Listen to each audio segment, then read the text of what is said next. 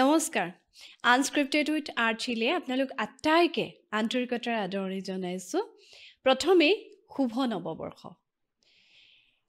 এই যে নতুন বছৰ এটা আৰম্ভ হৈছে আজিৰ পৰা এই সময়খিনি কিবা এটা ইমান ভাল লাগি আছে আজি পুৱাৰ পৰা মনটো নতুনৰ সময় বুলি কোৱাৰ লগে লগে ভাল লাগি যায় যিকোনো নতুন কথা নতুন ধৰণেৰে নতুন আবেগেৰে নতুন হেপাহেৰে আদৰি ল'ব পাৰিলে সঁচাকৈ চাগে খুব ভাল লাগে আৰু মই সেইকাৰণে ভাবিলোঁ বছৰ প্ৰথম দিনটোত অকণমান আপোনালোকৰ সৈতে মনৰ কথা ভগাই লওঁ আচলতে ভগাই লওঁ মানে কি কিছুমান কাম আমি কৰিম বুলি ভাবি থাকোঁ কিছুমান আমাৰ আধৰুৱা হৈ ৰৈ থাকে সেই গোটেইবিলাক আপোনালোকে বোধ কৰোঁ বিগত বৰ্ষটোত এৰি থৈ আহিছে আৰু আজিৰ পৰা কিছু নতুন সময় আৰম্ভ হৈছে কেলেণ্ডাৰত মাত্ৰ এটা বছৰ বাগৰি যায় বুলি বহুতে কয় কিন্তু কি জানে কিছুমান বিশ্বাসে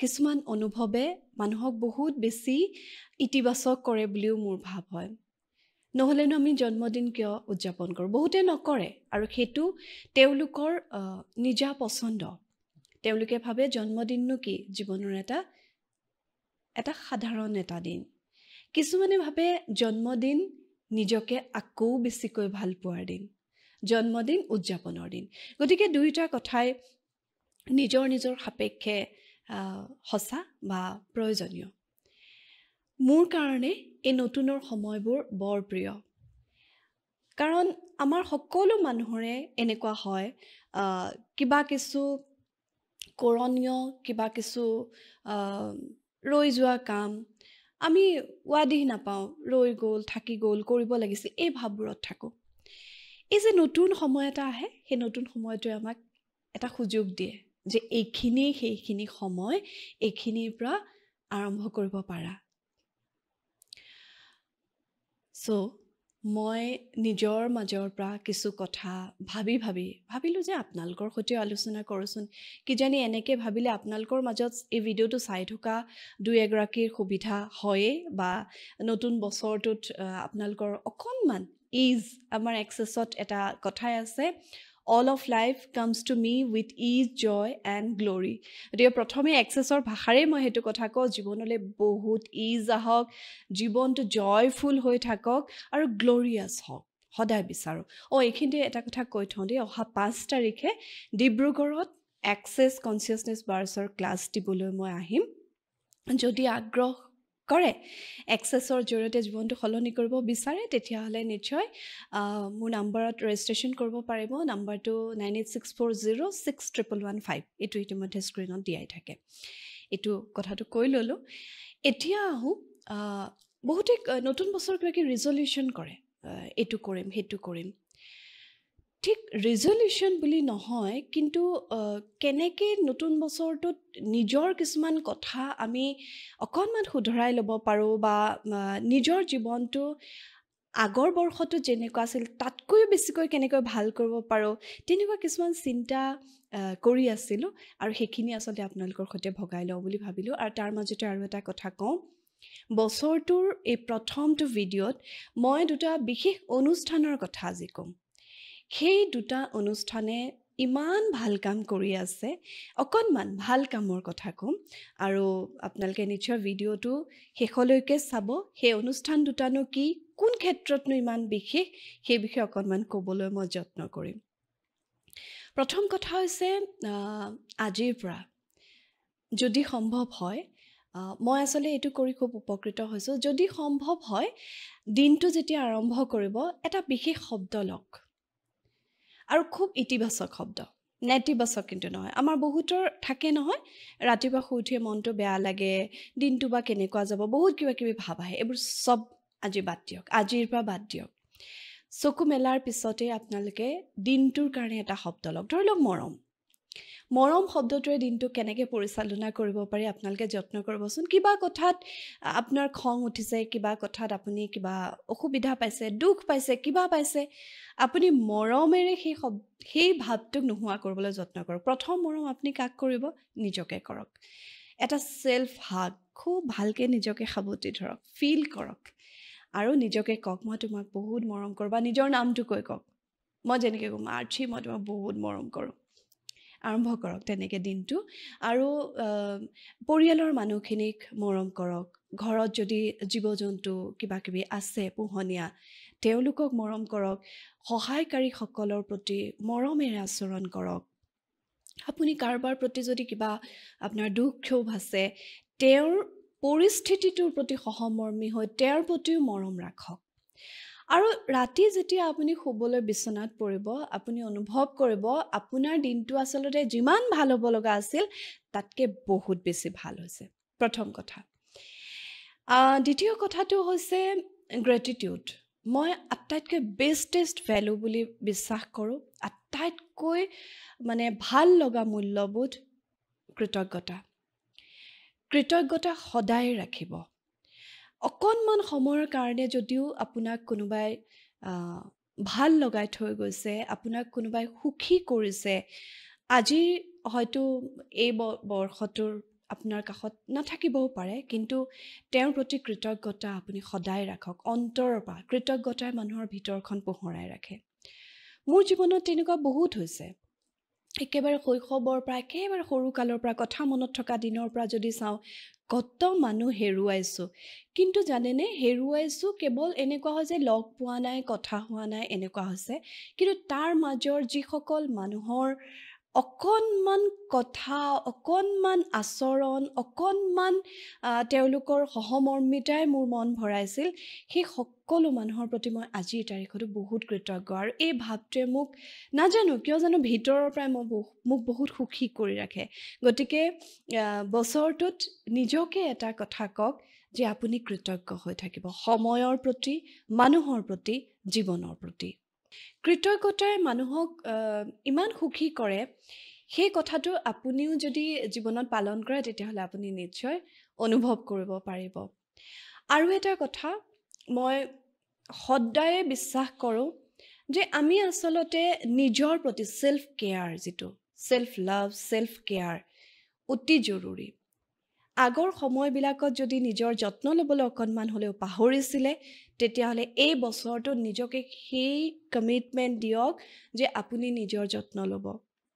নিজৰ ইম'শ্যনেল হেল্থ, নিজৰ ফিজিকেল হেল্থ, সকলোৰে আপুনি যত্ন ল'ব। গতিকে এই যত্নৰ ভিতৰত কি কি পৰে? একদম সহজ কথা, নিজে ভাল পোৱা কামবোৰ কৰিবলৈ আৰম্ভ কৰক। যিবোৰ কামে আপোনাক সুখী কৰে সেই কামবিলাক কৰিবলৈ আপুনি যত্ন কৰক। কিন্তু কিছুমান কথা এনেকুৱা থাকে, মই বহুতৰ দেখোঁ কৰিম কৰিম কৰিম কৰাগে নহয়। তাৰপিছত প্ৰথমতেই থাকে যোগাভ্যাস। আমাৰ দৈনন্দিন জীৱনত আমি যদি যোগাভ্যাসক অংশ কৰি ল'ব পাৰোঁ, তেতিয়া আমাৰ বহুত বেছি আমি উপকৃত হ'ব পাৰোঁ আচলতে। আৰু যোগাভ্যাসৰ ক্ষেত্ৰত মোৰ ব্যক্তিগত অভিজ্ঞতাৰ পৰা মই এটা কথা দেখিছোঁ, গাইডেড য়োগা বৰ জৰুৰী। কোনোবা এগৰাকী অভিজ্ঞ প্ৰশিক্ষকৰ দ্বাৰা যদি আপুনি যোগা কৰে, আৰু বিশেষকৈ যেতিয়া এটা নিয়মীয়া সময় থাকে যে এই সময়টো মই ক্লাছটো জইন কৰিবই লাগিব, অনলাইনেই হওক অফলাইনেই হওক, আপুনি সেইটো কৰিবই।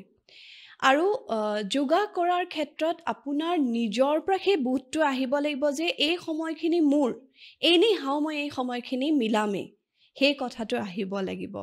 দ্বিতীয় কথাটো হৈছে মেডিটেশ্যন, বহুত জৰুৰী। মাইণ্ডফুল হৈ থাকক। মাইণ্ডফুল মেডিটেশ্যন মই খুব বিশ্বাস কৰোঁ, আৰু মেডিটেশ্যনৰ বিভিন্ন পন্থা বিগত 15 বছৰে মই পালন কৰি আহিছোঁ।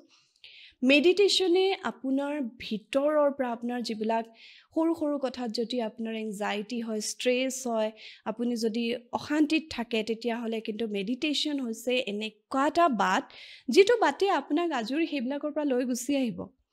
আপুনি কেতিয়াও অযথা চিন্তাত নপৰে। আপুনি খুব সুন্দৰকৈ কোনটো সময়ত কেনেকুৱা ধৰণে আচৰণ কৰিব লাগে সেয়া বহুত পৰিমাণে জনা হৈ যাব। গতিকে মেডিটেশ্যন কৰিবলৈ আৰম্ভ কৰক। মেডিটেশ্যনৰ ক্ষেত্ৰতো গাইডেড মেডিটেশ্যন অকণমান জৰুৰী। কোনোবা এগৰাকী প্ৰশিক্ষকৰ পৰা, গুৰুৰ পৰা অকণমান শিকি ল'লে ভাল। মই মেডিটেশ্যন কৰি আছিলোঁ, কিন্তু গুৰুজী গৌতম চৌধুৰী ছাৰৰ ওচৰত শিকাৰ পিছত মেডিটেশ্যনক মই সুকীয়াকৈ উপলব্ধি কৰিছোঁ। তাৰ পিছতে আৰু এটা সেলফ কেয়াৰৰ ক্ষেত্ৰত আহে কথা এটা আপুনি যদি কোনোবা ঠাইলৈ গৈছে তেতিয়াহ'লে পোনপটীয়াকৈ কি বিচাৰ কৰে কোনটো ফ্ল'ৰত থাকা বা ক'ৰবাত গৈছে যদি ফ্ল'ৰটো কেই নম্বৰ ফ্ল'ৰত বা অকণমান জানিবলৈ মন যায় আৰু পোনপটীয়াকৈ লিফ্ট আছেনে নাই আমি বিচাৰ কৰোঁ পাৰিলে ষ্টেয়াৰকেছেৰে যাবলৈ আৰম্ভ কৰক চিৰি বগাবলৈ আৰম্ভ কৰক সেইটো খুব জৰুৰী নিজৰ স্বাস্থ্যৰ কাৰণে খুব জৰুৰী তাৰ লগত আৰু এটা কথা খোজকঢ়া এইটোতো সকলোৱে জানে যোৱা বছৰটোত আপুনি খোজকাঢ়িছিলে কিন্তু এই বছৰ তাৰ মাত্ৰাটো বঢ়াই দিয়ক সৰু সৰু যিবোৰ ঠাইলৈ আপুনি খোজকাঢ়িও যাব পাৰে তালৈ গাড়ীখন উলিয়াবচোন যিবোৰ ঠাইলৈ ধৰি লওক আপুনি আগতে এনেকুৱা আছিলে যে বজাৰ সমাৰ কৰিবৰ কাৰণে একদম ঠাইতে গাড়ীখন ৰখাইছে নামি গৈছে বজাৰখিনি কৰি আহিছে এতিয়া অকণমান আগত গাড়ীখন ৰখাওক তাৰপিছত অকণমান খোজকাঢ়ি গৈ বজাৰ কৰক বজাৰত অকণমান ঘূৰক বহুতে কয় মোৰ ঘৰখনৰ ভিতৰতে ইমান খোজকাঢ়ো মোৰ হৈ যায় এই কথাটো নোহোৱা নহয় আমি বিভিন্ন ধৰণে যেতিয়া মুঠতে শ্ৰম কৰিব লাগে পৰিশ্ৰম কৰিব লাগে বহুত জৰুৰী সেইটো কথা কিন্তু তাৰ সমানে এই যে মই খোজ কাঢ়িছোঁ আজি মই ইমান খোজ কাঢ়িলোঁ কাইলৈ মই ইমানখিনি খোজ কাঢ়িম এই ভাৱটোৱে আমাৰ ভিতৰৰ পৰা আমাক বহুত বেছি ষ্ট্ৰেংথ দিয়ে মনটোত মানে হেপী হৰমন ক্ৰিয়েট হয় আচলতে গতিকে এই বছৰটোত আগতকৈ বেছিকৈ খোজকাঢ়িবলৈ যত্ন কৰক বেছি খোজকাঢ়িব তাৰপিছত আৰু এটা ছেল্ফ কেয়াৰৰ ক্ষেত্ৰত মই ব্যক্তিগতভাৱে খুব বিশ্বাস কৰোঁ আপুনি কি খাই ভাল পায় অকণমান এইটো ক্ষেত্ৰত কিন্তু এনেকুৱা নহয় দেই আমাৰ সমাজত এটা বৰ মানে ভুল বহুতে এইটো কথা আজিকালি অৱশ্যে নমনাও হৈছে কুকিংটো হৈছে লাইফ স্কিল এটা ইয়াত পুৰুষ নাৰীৰ কথা নাহে আপুনি কি খাবলৈ মন গৈছে আপুনি ৰান্ধিবলৈ যত্ন কৰক মানে এইটো এটা কুকিংটো it's a kind of therapy আচলতে কি খাই ভাল পায় ধুনীয়াকৈ ৰান্ধি মানে লগে ভাগে খাবলৈ যত্ন কৰক ইমান ভাল লাগে মই ৰান্ধি খুব ভাল পাওঁ ৰান্ধি খুৱাই খুব ভাল পাওঁ আৰু তাৰ পৰা যিটো হেপিনেছ আহে তাৰ পৰা যিটো ফুৰ্তি ভাবি এটা মনলৈ ভাৱ আহে সেইটো মানে ভাষাৰে বুজাব নোৱাৰি আচলতে গতিকে এই বছৰটোত আপুনি নতুন নতুন ৰেচিপি ট্ৰাই কৰক কিছুমান ইন'ভেটিভ ৰেচিপি আপুনি ট্ৰাই কৰিব পাৰে বা আপোনাৰ আইতাৰ জুহালৰ সোৱাদটো বিচাৰিবলৈ যত্ন কৰক মই অকণমান পৰম্পৰাগত খাদ্যৰ প্ৰতি অকণমান কট্টৰপন্থী মই খুব ভাল পাওঁ একদম অসমীয়া পৰম্পৰাগত খাদ্য বুলি ক'লে মই বহুত বেছি ইনভলভ হৈ পৰোঁ আচলতে অসমীয়া পৰম্পৰাগত খাদ্য মোৰ এটা আৱেগ বুলিয়েই মই ক'ম মই খুব ভাল পাওঁ মই সেই আইতাৰ জুহালৰ ৰেচিপিবোৰ আনিবলৈ বহুত বিচাৰি থাকোঁ সেইকাৰণে যি ঠাইলৈকে যাওঁ এইখিনিত আৰু এটা কথা আপুনিতো বিভিন্ন ঠাই ঘূৰি ফুৰে চাগে ফুৰিবলৈ যায় যি ঠাইলৈ যায় সেই ঠাইৰ যদি বিশেষ কিবা ৰন্ধন প্ৰথা আছে সেইটো জানিবলৈ যত্ন কৰক আৰু ঘৰত আহি যত্ন কৰিবচোন খুব ভাল লাগে আমাৰ অসমখনত তেনেকুৱা কিমান খাদ্য পৰম্পৰা আছে উপচি আছে সেইবিলাক বুজিবলৈ যত্ন কৰক ৰান্ধিবলৈ যত্ন কৰক খুৱাবলৈ যত্ন কৰক খুব ভাল লাগে তাৰপিছত আৰু এটা কথা বহুতে এই কামটো নকৰে হেল্থ চেকআপ মানে মই ঠিকে আছোঁ মইনো কিয় চেকআপ কৰাব লাগে ৰুটিন চেকআপ এটা বহুত জৰুৰী ৰুটিন চেকআপটো কৰি থকাটো এইকাৰণে জৰুৰী আমাৰ এটা বিৰাট ভয় থাকে নহয় কিবা কৰিম কিবা ওলায়ে যাব কিজানি এইটোতো এনেকুৱা কথা হ'ল ন আমি পলায়নবাদী নিচিনা হৈ থাকিলোঁ গতিকে হেল্থ চেকআপ এটা কৰিব ব্লাড টেষ্টবোৰ ধুনীয়াকৈ কৰি থাকিব যদি কিবা ঔষধ খাই আছে সেইটোৰ কাৰণে এইটো খুব জৰুৰী বোলে বছৰ একেটা ঔষধেই খাই আছে কিজানি আপোনাক ঔষধৰ প্ৰয়োজন শেষেই হৈছিলে নহয় জানো বা ঔষধৰ যিটো মাত্ৰা আছিল সেইটো সলনি কৰিব লগা আছিল এই কথাবোৰৰ কাৰণে বহুত জৰুৰী আৰু এটা কথা বহুত মানুহৰ হেল্থ ইঞ্চুৰেঞ্চ নাথাকে মই দেখিছোঁ হস্পিটেলত কেনেকুৱা হাহাকাৰ অৱস্থা এটা হয় এই বছৰটোত যিকোনো প্ৰকাৰতে হেল্থ ইঞ্চুৰেঞ্চ কৰক আপোনাৰ কাৰণে আপোনাৰ পৰিয়ালৰ সুৰক্ষাৰ কাৰণে এই গোটেই কথাবিলাক মই এইকাৰণেই কৈছোঁ যাতে আপুনি এই ভিডিঅ'টো চাই থাকোঁতে যদি আপুনি ফিল কৰে এইটো মোকো লাগে তেতিয়াহ'লে অকণমান ভিডিঅ'টো চাগে মোৰ সফল হ'ব বুলি মই ভাবোঁ আৰু এটা খুব ভাল লগা কাম যিকোনো এটা গ্ৰুপ মানে আপোনাৰ লাইক মাইণ্ডেড মানুহৰ এটা গ্ৰুপ থকাটো খুব জৰুৰী মানুহ আচলতে যদিও প্ৰচণ্ড অকলশৰীয়া মানুহৰ আচলতে এনেকুৱা কোনো সংগী নাথাকে যি মানুহৰ দুখৰ ভৰটো পাতলাব পাৰে, যি মানুহক শূন্যতাৰ পৰা পূৰ্ণতালৈ তুলি আনিব পাৰে, নাথাকে। কিন্তু তাৰ পিছতো আমি সাময়িকভাৱে এনেকুৱা কিছুমান মানুহ জীৱনত লগ পোৱাটো খুব জৰুৰী, যি আমাৰ সেই বেয়া সময়খিনি পাৰ হৈ যোৱাত সহায় কৰে, সঁচাকৈ সহায় কৰে। মানুহৰ সংগৰ এটা তেনেকুৱা উত্তাপ আছে। গতিকে এনেকুৱা কিছু মানুহৰ এটা গ্ৰুপত আপুনি থাকক, যি সদায় আপোনাক এম্পাৱাৰ কৰে, যি সদায় আপোনাক আপোনাৰ কিমান গুণ আছে, আপুনি কিমানখিনিলৈকে কৰিব পাৰে, আপোনাৰ অসীম দক্ষতাৰ বিষয়ে আপোনাক বুজাব পাৰে।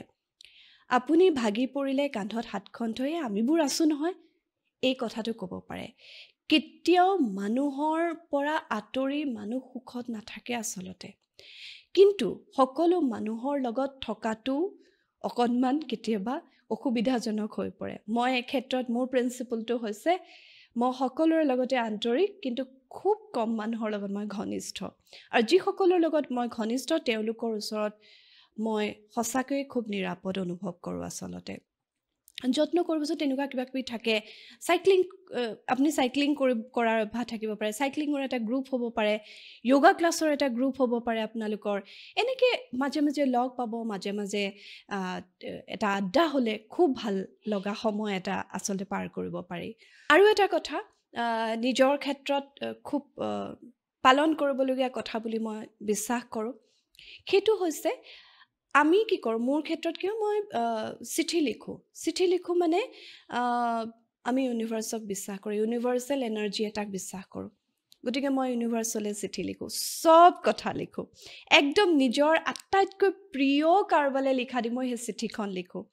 মানে ইমান শান্তি লাগে, ইমান ভাল লাগে। বিশেষকৈ দেউতা গুচি যোৱাৰ পিছত মই সেই ইউনিভাৰ্চেল এনাৰ্জিটোত মই মোৰ দেউতাকো অনুভৱ কৰোঁ।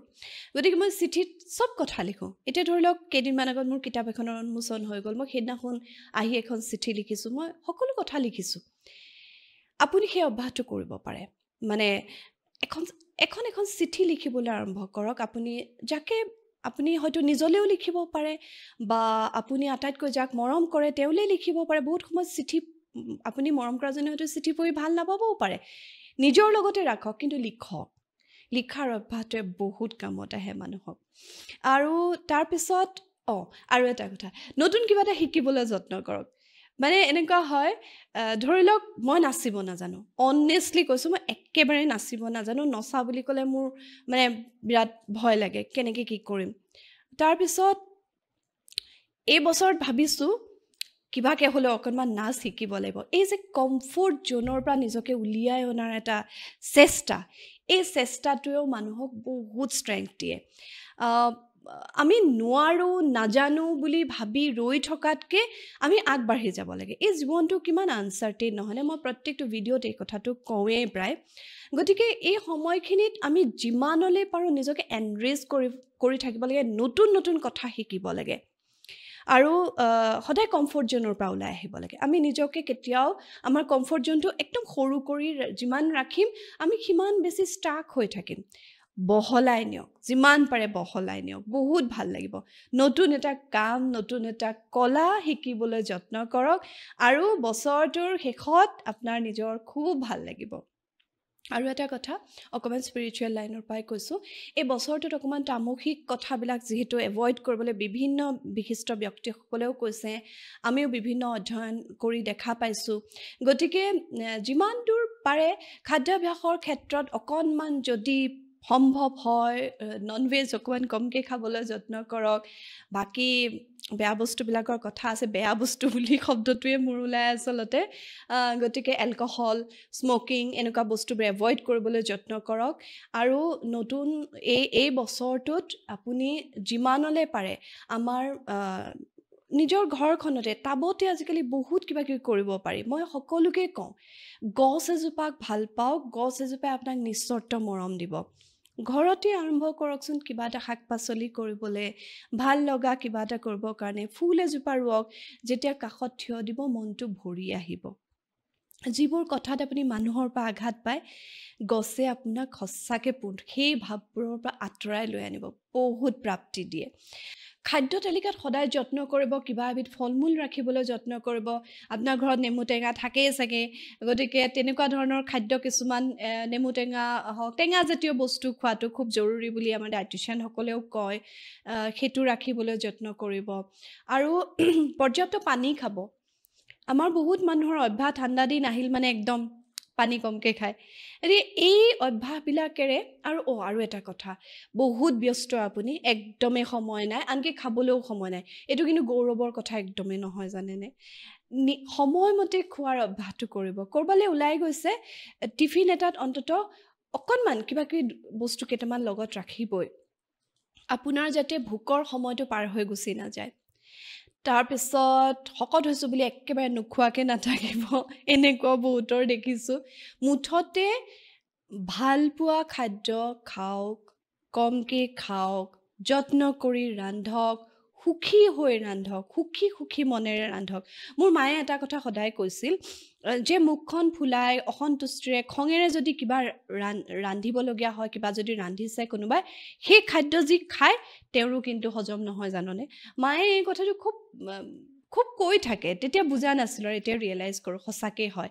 আপুনি আন্তৰিকতাৰে, মৰমেৰে, স্নেহেৰে আগবঢ়াই দিয়া পানী এগিলাচতো যিটো এনাৰ্জি থাকে নহয়, সেইটো বুজাব নোৱাৰি। আৰু আপুনি বহুত আড়ম্বৰ কৰি ঢেৰ কিবা কিবি ৰান্ধিছে আৰু মনেৰে ভাবি আছে, ইছ ৰাম কিমান যে কষ্ট কৰিব লগা হৈছে, কিমান যে কি আৰু কৰিব লগা হৈছে, মানে মনৰ মাজৰ পৰা এটা অসন্তুষ্টি যদি ৰাখিছে, সেই খাদ্য খায়ো মানুহে ভাল নাপায়।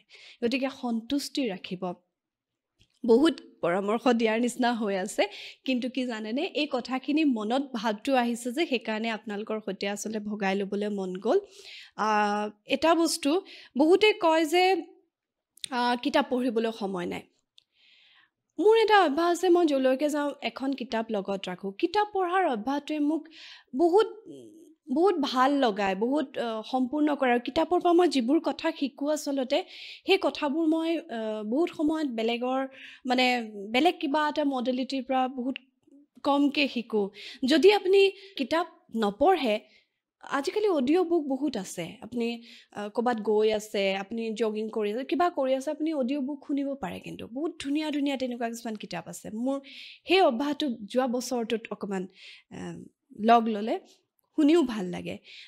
তাৰপিছত আৰু এটা কথা আছিলে, চিনেমা চাওক দেই। চিনেমা চাই সময় নষ্ট কৰিবলৈ সময় নাই নহয়, এনেকুৱা নহয়। আপুনি যিবোৰ চিনেমা চাব নিবিচাৰে সেইবোৰ নালাগে চাব, কিন্তু আপোনাৰ পচন্দৰ যিখিনি চিনেমা আছে সময় উলিয়াই চিনেমা চাওক। আৰু শেষত আৰু বহুত কথাই আছে, কিন্তু শেষত এটা কথা ক'ম, ফুৰিবলৈ যাওক। সুযোগ পালেই ফুৰিবলৈ যাওক। মোৰ এটা বেগ ৰেডি হৈ থাকে, কামতে ঘূৰি ফুৰোঁ, কিন্তু মই কামতো যেতিয়া যাওঁ মোৰ অনুভৱটোৱে মই আমুক ঠাইলৈ গৈ আছোঁ, মই ফুৰিবলৈ গৈ আছোঁ, এনেকুৱা এটা অনুভৱ হয়। ইমান ভাল লাগে, কাৰণ একেটা ঠাইতে একেধৰণে থাকি একঘেয়ামী জীৱন এটাত আমি বহুত আচলতে বিৰক্ত হৈ যাওঁ। আমি ক'ব নোৱাৰাকৈ এক ধৰণৰ বিৰক্তি আমাক চুই থাকে। গতিকে তেনেকুৱা ক্ষেত্ৰত আপোনালোকে যত্ন কৰিব। বহুত বেছি বাজেট একো কৰিব নালাগে, ওচৰে পাজৰে ক'ৰবাত যাবচোন। মই আচলতে খুব বেছি মানুহৰ ঘৰতকৈ অকণমান মুকলি ঠাইত, অকণমান ভাল লগা ঠাইলৈ ফুৰিবলৈ যাবলৈ ভাল লাগে, বা এখন ঠাইৰ পৰা আন এখন ঠাইলৈ। এতিয়া গুৱাহাটীত ধৰি লওক আছোঁ, মই এতিয়া 5 তাৰিখে ডিব্ৰুগড়লৈ যাম, মোৰ মনটো ভাল লাগি আছে। মানে এই যে যাম চাবলৈ গ'লে ডিব্ৰুগড়লৈ গৈয়ে থাকোঁ, কিন্তু তথাপি মোৰ মনটো কিবা এটা ভাল লাগি থাকে। যাম, তাৰ মানুহখিনিক লগ পাম, কথা পাতিম, অকণমান বেলেগ এটা ভাইবছ লৈ আহিম।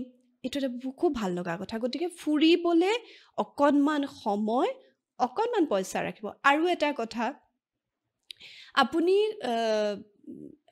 এটলিষ্ট আমাৰ এনেকুৱা হয় ন, আমি প্ৰায়ৰিটাইজ কৰিব নোৱাৰোঁ বহুত সময়ত। মোৰো এনেকুৱা বহুত সময়ত হৈছিল, বা এতিয়াও মাজে মাজে হয়, যে কোনটো আগত কৰিম, কোনটো পিছত কৰিম, কোনটো কৰিম, কোনটো নকৰিম, এনেকুৱা ধৰণৰ হয়।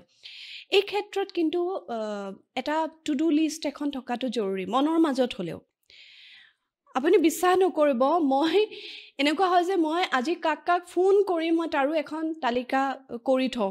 এই মোবাইলটোত মানে এই ধৰণৰ এখন তালিকা মই বনাই থৈ দিওঁ, যত্ন কৰোঁ। আৰু ৰাতি শুবৰ সময়ত মই সেইখিনি কিমানখিনি হ'ল টিক মাৰ্ক দিওঁ। ইমান ভাল লাগে।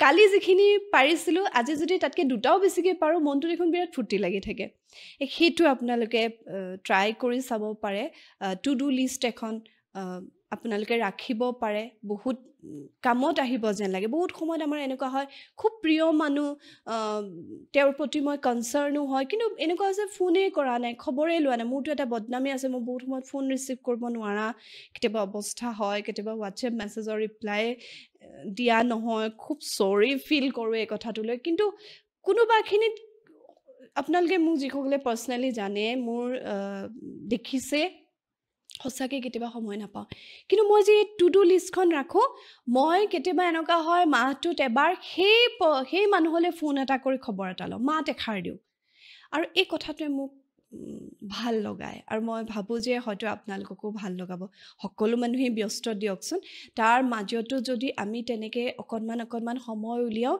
তেতিয়াহ'লে কথাবিলাক ভাল লগা হৈ পৰে গতিকে এইখিনি আপোনালোকক বিশেষভাৱে ক'বলগীয়া কথা আছিল গান গাওক নাচক ফূৰ্তি কৰক ভাল পোৱাৰে থাকক সকলোৰে মাজতে আটাইতকৈ নিজকে মৰম কৰক নিজৰ প্ৰতি যত্নবান হওক আপোনাৰ জীৱনত যিবোৰ টক্সিক কথা আছে সম্পৰ্ক আছে বাদ দিয়ক ওলাই গুচি আহক আৰু জীৱনটো যে কিমান ইজ আছে সেই কথাটো অনুভৱ কৰিব পাৰিব তেতিয়া এনেকুৱা কোনো বুজা আপুনি নকঢ়িয়াব যিটো বুজাই আপোনাক কেৱল আঘাত দিয়ে কেৱল কষ্ট দিয়ে সি লাগিলে সম্পৰ্কই হওক সি লাগিলে কামেই হওক সি লাগিলে আপোনাৰ জীৱনৰ কিবা এটা অভ্যাসেই নহওক কিয় ওলাই গুচি আহক লেট গ' কৰিবলৈ শিকক মুভ অন কৰিবলৈ শিকক আপুনি সকলো কৰিব পাৰিব জানেনে আৰু এই গোটেই কথাবিলাক আমাৰ মনত থাকে আমাৰ এক্সেছ কনচিয়াছনেছ বাৰ্ছত এই কথাটো খুব ভালকৈ শিকাই দিয়া হয় আচলতে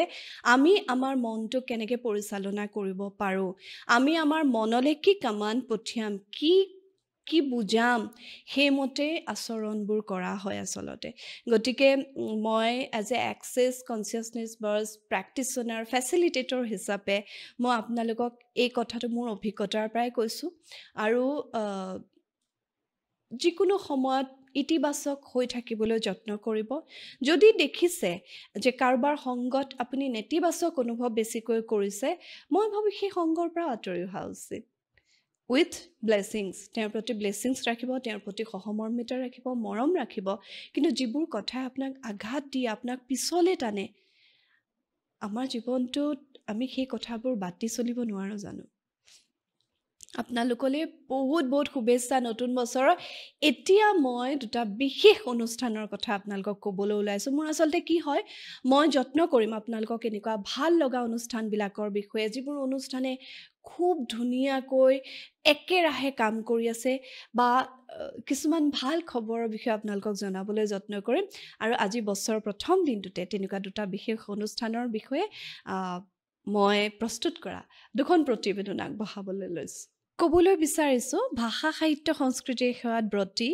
এটা বিশেষ সংস্থাৰ কথা যিটো সংস্থাৰ জন্ম হ'ল ছ'চিয়েল নেটৱৰ্কিং ছাইট আচলতে অৰ্কুটত তেতিয়া ফেচবুক অহাই নাছিল 2009-10 চনৰে কথা একাংশ কবিতাক ভাল পোৱা বা কাহানিও কবিতা নিলিখা তৰুণীয়ে সেই অৰ্কুটতে আৰম্ভ কৰিলে কাব্য চৰ্চা কবিতা বিষয়ক বিভিন্ন আলোচনা তেওঁলোকৰ মাজত হ'ল আৰু লাহেকৈ অৰ্কুটক অতিক্ৰম কৰি আহিল ফেচবুক আহিল ফেচবুকতো সেই তৰুণীসকলে কবিতাৰ চৰ্চা একেদৰে চলাই নি থাকিল এই যুৱক যুৱতীসকলৰ আচলতে অত্যন্ত উদ্যমী প্ৰচেষ্টাত স্পন্দন শব্দৰ পৰা হৃদয়লৈ এই সংস্থাটোৰ জন্ম হ'ল অকণমান জন্মৰ বিষয়ত ক'বলৈ গ'লে 20 জুন 2011 চনলৈকে যাব লাগিব স্থান গুৱাহাটী প্ৰেছ ক্লাব বিষ্ণুপ্ৰসাদ ৰাভাৰ স্মৃতি দিৱসৰ লগত সংগতি ৰাখি হাবডিক অফ ৱৰ্ডছ নামৰ কাব্য আলোচনীখনৰ উদ্যোগত অনুষ্ঠিত কবিতাৰ অনুষ্ঠানত উন্মোচন কৰা হয় নপুৰণি কবিৰ কবিতাৰে নিকুঞ্জ নাথৰ সম্পাদনাত স্পন্দন শব্দৰ পৰা হৃদয়লৈ নামৰ কাব্য সংকলনটি আপোনালোকে যিসকলে এই ভিডিঅ'টো চাই আছে আপোনালোক সকলোৱে বোধকৰো স্পন্দনক জানে বহুত ভাল কাম কৰি আছে ইমানবোৰ কামৰ বিষয়ে আচলতে এই সৰু ভিডিঅ'টোত ক'বলৈ অকণমান অসুবিধা তথাপি 13 বছৰ অতিক্ৰম কৰি 14 বছৰত ভৰি দিয়া এই সংস্থাটোৱে কিন্তু নিৰন্তৰ ভাষা সাহিত্য সংস্কৃতিৰ দিশত কাম কৰি আছে অকল কবিতাতে সীমাবদ্ধ নাথাকি স্পন্দনে এটা স্বেচ্ছাসেৱী অনুষ্ঠান হিচাপেও জন্ম লাভ কৰিছে সম্প্ৰতি স্পন্দন অসমীয়া ভাষা সাহিত্য সংস্কৃতিৰ সেৱাত উৎসৰ্গিত চৰকাৰী পঞ্জীয়নভুক্ত এক বেচৰকাৰী স্বেচ্ছাসেৱী অনুষ্ঠান স্পন্দনত আচলতে স্পন্দন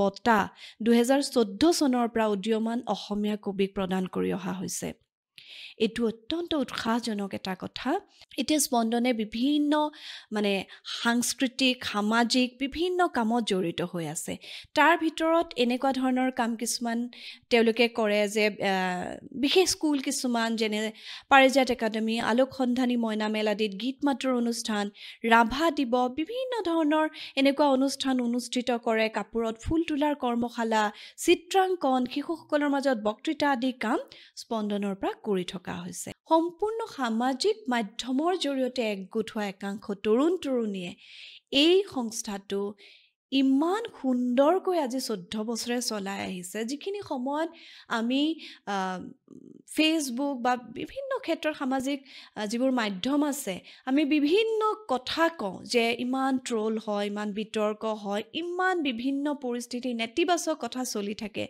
তাৰ মাজত যে স্পন্দনে এইবোৰ কাম কৰি আছে এই কামবিলাকেৰে আচলতে অন্য এক উদাহৰণ কিন্তু দাঙি ধৰিছে গতিকে স্পন্দনলৈ আন্তৰিক শুভেচ্ছা থাকিল স্পন্দন এনেদৰে আগবাঢ়ি যাওক এইবাৰ ক'বলৈ বিচাৰিছোঁ আন এটি বিশেষ সংস্থাৰ কথা আৰু এই সংস্থাটোৱে শিল্প সংস্কৃতিৰ ক্ষেত্ৰত নতুন প্ৰজন্মক এনেকুৱা সুন্দৰকৈ আগবঢ়াই নিছে সেই সংস্থাটোৰ আঁৰৰ যিসকল ব্যক্তি তেখেতসকলৰ বিষয়েও ক'ম সংস্থাটো হৈছে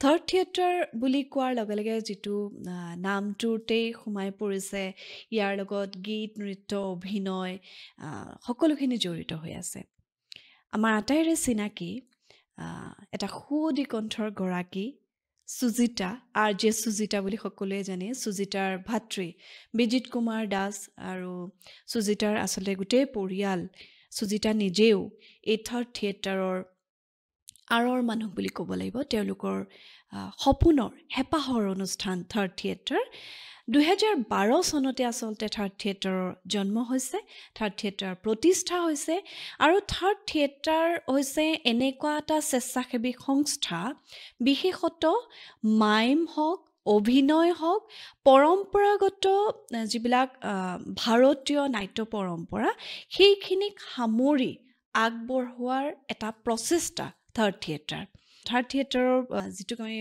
টেগলাইন বুলি ক'ম এইটো মোৰ বৰ ভাল লাগে together we can together we will বৰ ধুনীয়া এটা কথা আৰু মই আচলতে 2012ৰ পৰা যদিও থাৰ্ড থিয়েটাৰৰ ইনিচিয়েটিভবিলাক দেখা নাছিলোঁ শেহতীয়াকৈ থাৰ্ড থিয়েটাৰ গুৱাহাটীত যিবিলাক কাম আৰম্ভ হৈছিল সেইবোৰ সময়ত মই দেখিছিলোঁ যে ইমান সুন্দৰকৈ আমাৰ সৰু সৰু ল'ৰা ছোৱালীবিলাকক তেওঁলোকে গীত নৃত্য বাদ্য আৰু বিশেষকৈ মাইম শিকাইছে মোৰ ল'ৰায়ো প্ৰথম পৰ্যায়ত অংশগ্ৰহণ কৰিছিলে পুতলায়ো অংশগ্ৰহণ কৰিছিলে তেতিয়াই দেখিছিলোঁ যে নাভাগৰা এটা টীম এটা অকণমানি টীম কিন্তু নাভাগৰা এটা টীমে থাৰ্ড থিয়েটাৰত কাম কৰি আছে থাৰ্ড থিয়েটাৰক আগবঢ়াই নিছে থাৰ্ড থিয়েটাৰৰ ইনিচিয়েটিভত বহুতবোৰ আচলতে সফলতা জড়িত হৈ আছে মই কিমানখিনি পাৰোঁ মই সেইখিনি যত্ন কৰিম সোমাবৰ কাৰণে যত্ন কৰিম